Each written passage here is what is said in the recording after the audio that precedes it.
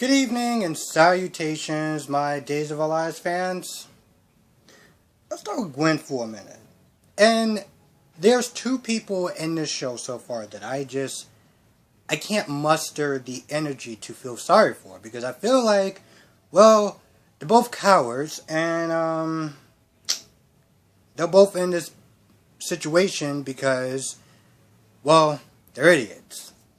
And that is Gwen and Nicole. Now, Gwen, I don't really understand this woman. So, when Kayla comes over, Kayla's like, hey, listen, somebody saw, it looked like you and Dr. Snyder, was having some issues. Like, he was, pressuring to do something that you didn't want to do. And, I'm chief of staff and, let me know because I'll make sure that he won't ever bother you again. Now, you would think that would just be a no-brainer. You would think that would just be like, you know what, listen, I get to get this man out of my life, get him away from me, and I can just move on. And I don't actually have to have someone have power over me.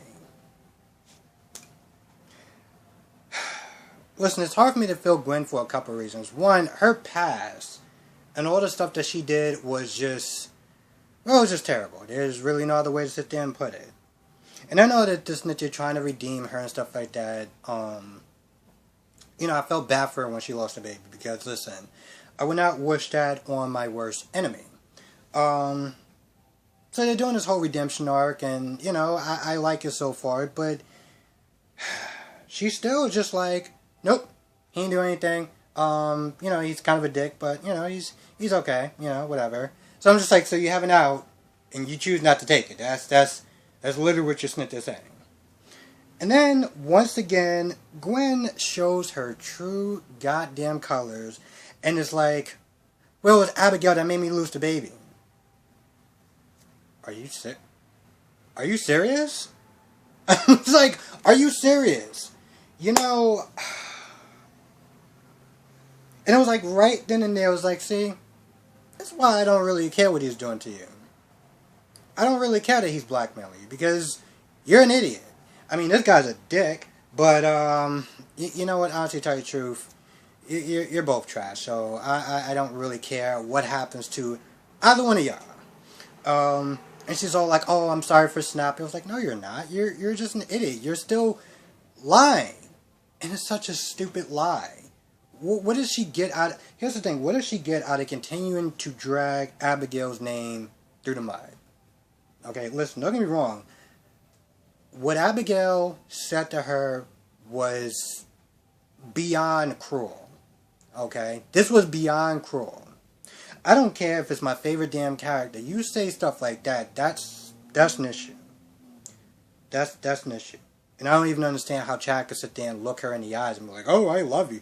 Oh, yeah, they're getting, quote unquote, it's because of the kids. Yeah, okay, sure, whatever. It'd be hard for me to sit there and look at someone after they said the things that they said. I mean, certain things you just can't take back. But, yeah, she turns down his help. I mean, she turns down Kayla's help. And so Kayla's like, alright, well, if you change your mind about that whole Dr. Snyder thing, I'll help you out with that, seeing how I want him going anyway. So she leaves. Now, Xander, at first he's acting like a patient to Dr. Snyder, and then he's like, hey, listen, I need you to stop doing what you're doing to Gwen, because, well, Jack is my best friend, that's his daughter, and that's going to be a problem for me. And at first, Snyder does not take him seriously, like, oh, well, you're in a gown, so, it's hard for me to get intimidated by you. So he starts yoking him up a little bit, like, yo, listen, I don't give a damn if I'm in a gown or not, I will still whoop your ass. Okay? And with that being said, he yokes him up or whatever, and he leaves, and Dr. Snyder gets all mad, like, come on, bro, don't, you getting all mad, you having all that energy after he walked out the room? Where's that energy before that? Yeah, okay, so, like I am so trying not to curse, like the sniveling little coward that he is, he calls up Gwen, he's all like, oh, well, Xander was acting rough and mean to me, so, if you don't get him off my back, then I'm going to sit there and tell your daddy. Yeah, and then he hangs up the phone. Now, Gwen, well, once again, Gwen acts like a damn idiot. Gwen acts like an idiot, and the minute she sees Xander, she's like, she gets upset. She's like, yo, listen, don't do that. I don't want him to sit there and blow my secret. Xander brings up the abortion part. And at first she gets upset, but then, Xander's like, hey, listen, I don't know what that's like. But I have some idea, like he talks about his past with Sarah and the daughter and everything like that. And, it shows that, like, listen, can be sympathetic. He does have a heart, because she was like, you're a heartless monster. I was like, sweetheart, just stop. Okay? Because when you came into town and you were doing all the crap that you were doing, people said the exact same thing about you. Wow. I just... just a damn hypocrite. But, she sees that he has a heart, and he's like, hey, listen, if you need me to help you out, I'll do it. I got you, whatever. And he walks off, and I'm like, so, Xander tries to help you out of this. No. Kayla tries to help you out of this. No. You're too much of a coward and an idiot to actually sit there and call this guy's bluff, and also tell the truth. So, you're just going to sit there and just remain the unhappy little woman that you are. Okay? That's what you're going to do. And I just have to sit there and wonder, does anyone actually feel sorry for her, that the position that she's in? Because I really don't. Speaking of idiots, well, let's talk about Nicole. Now, Nicole, quote unquote, can't get a hold of Eric as far as through the phone, so she emails him. And she's about to email him that she cheated on him. Now I'm sitting there thinking, it almost would have been better if you just would have flown down there and told him yourself in person. It's not like you don't have the money to do it, okay? You could have just flown down there and did it, and then it would have been it.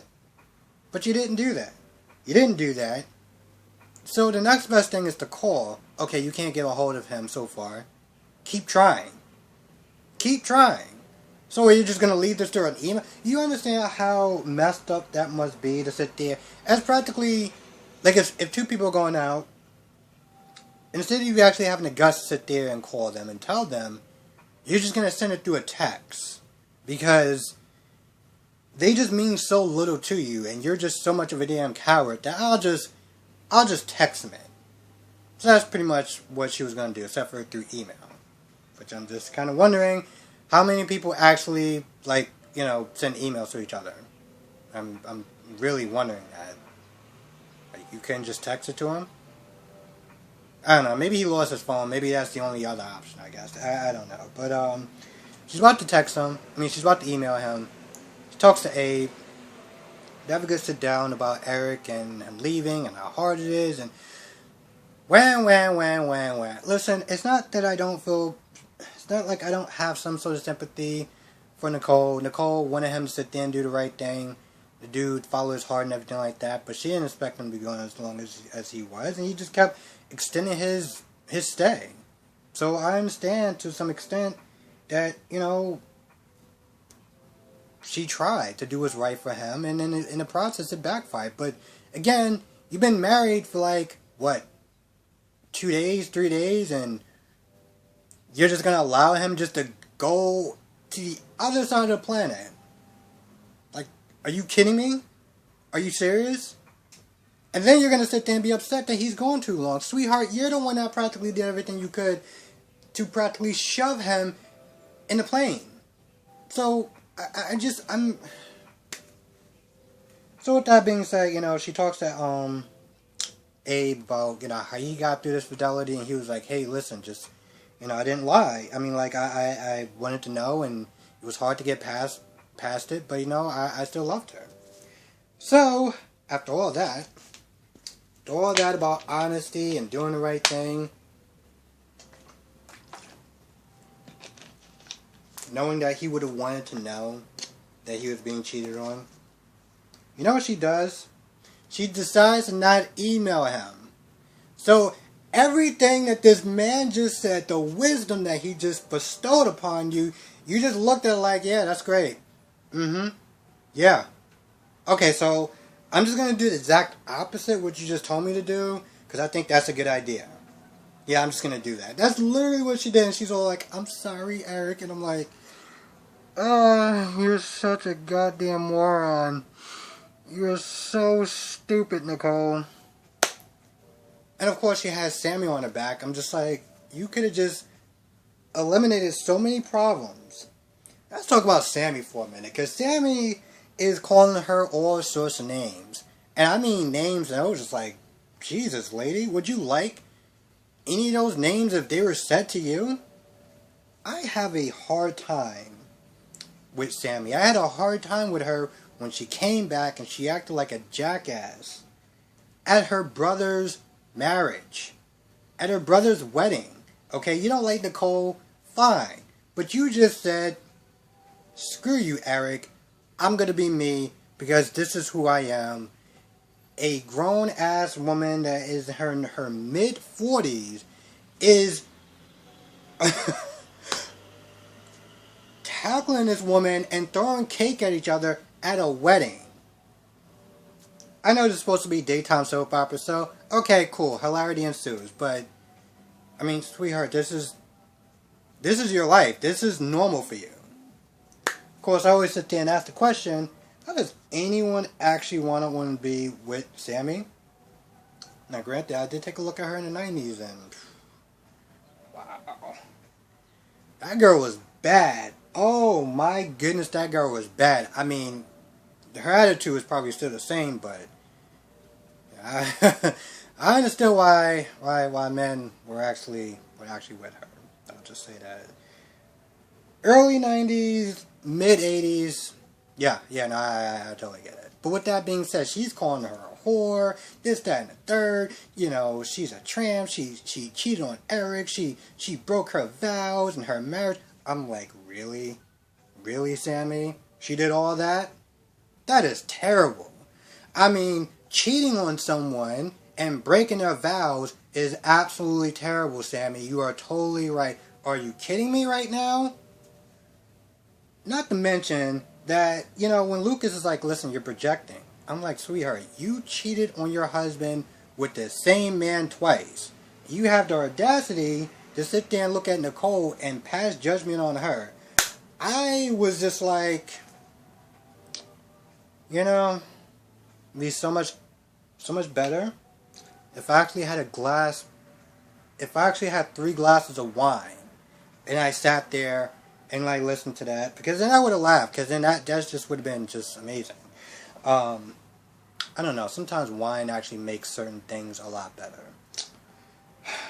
Like the first Jurassic Park, the one with Chris, one of the Chris's. I was gonna pause it.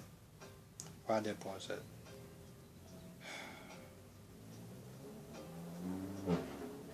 I'm actually gonna sit there and look it up because now it's just bothering me.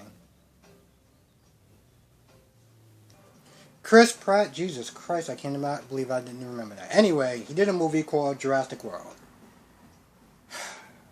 Now I watched that movie and I think I was like 3 glasses in. The movie was great for the first hour, and I watched that movie the second day with no wine, and I was just like, what the hell am I watching? But my point is, sometimes wine makes scenes a lot more interesting.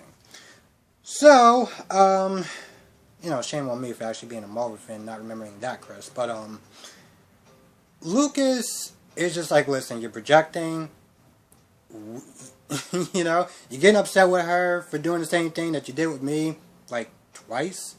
And then he's just like, you know what, you're in love with me, and he pretty much, you know, I'm not even going to sit there and say that. I was going to sit there and say shoot a shot, but I don't like that analogy. I really don't. But pretty much he goes for it. He's like, listen, I want to be back together with you, and, you know, good times, bad times, crazy times, whatever, I want to be with you. Because, you know, Sammy's like, oh, I want you to wear a wire and get Nicole to confess. That way, you know, Sammy, shut the hell up.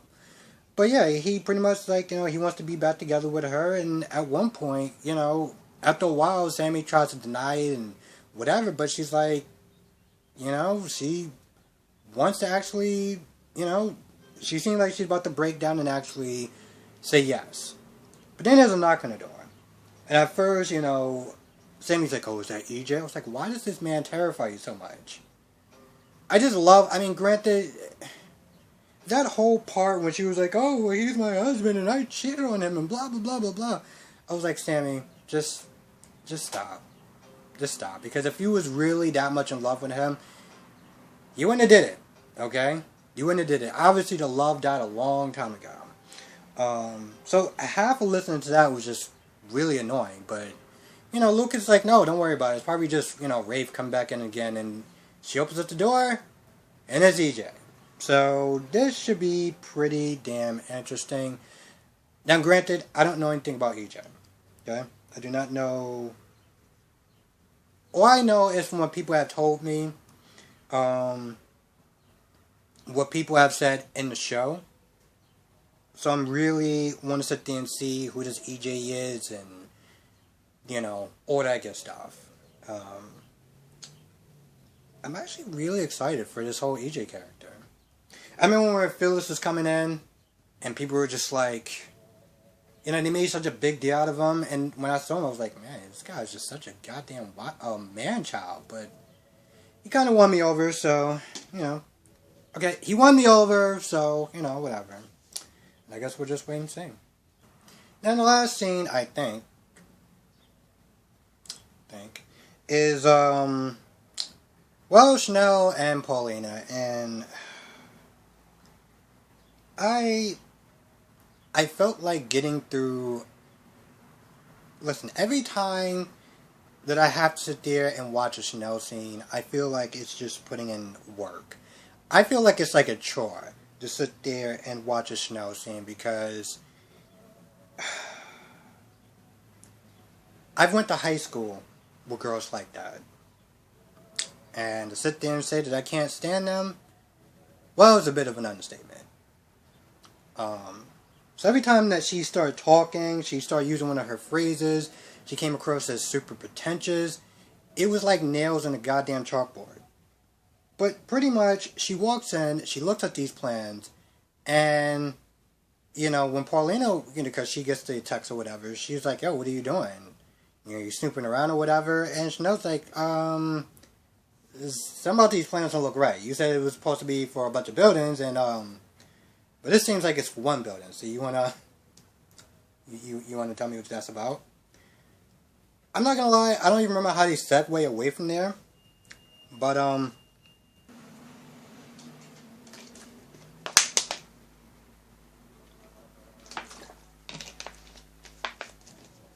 it just seems like this whole time, Paulina is like they're trying to persuade Chanel to not do this bakery, but she also doesn't want to come across as too hard and not be supportive. You know, she's like, oh, it's a lot of hard work. You're not going to be able to sleep in when you want. You know, I don't know what it's going to be like having a friend work with you. You know, business and friends don't usually mix together. Like, this just seems like it's going to be really hard.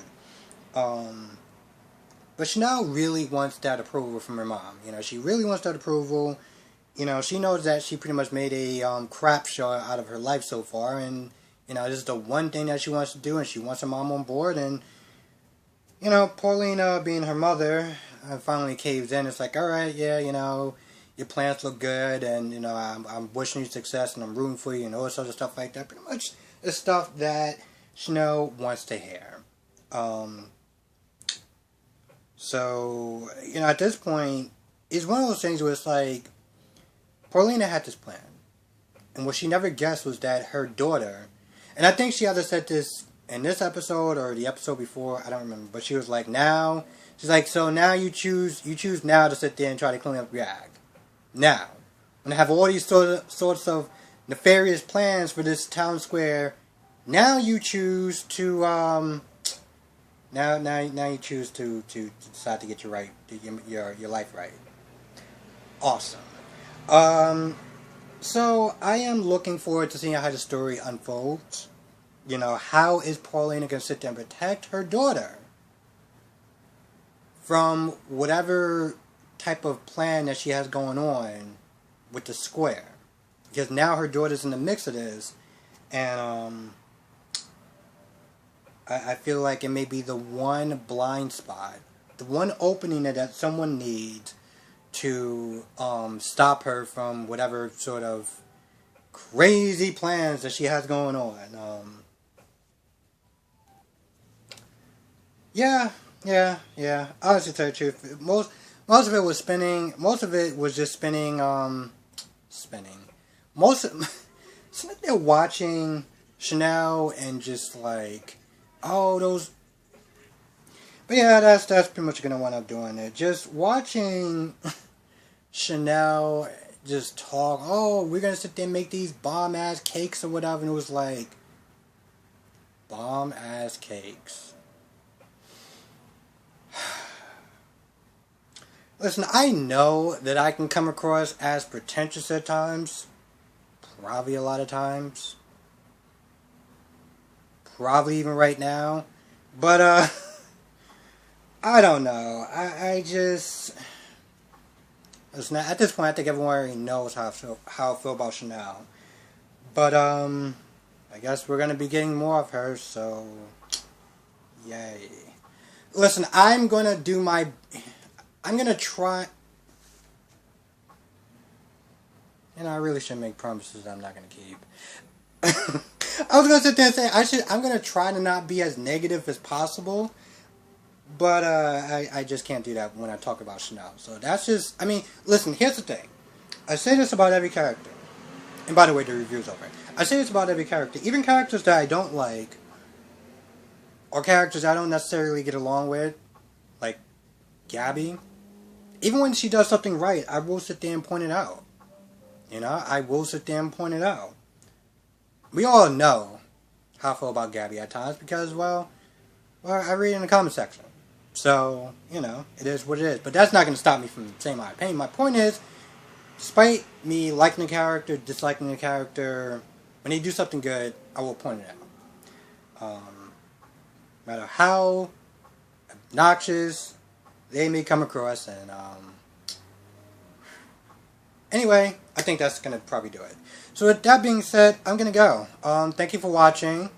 Be safe. It's actually really interesting actually having a day off during the weekday, but I had to work Sunday, and that was just a chore in itself, but it does allow me to actually have a day off, so I can do my reviews and actually get it out at a proper time instead of 11 o'clock at night. And I want to thank everyone for watching, because, yeah. So yes, be safe. See you in the next video.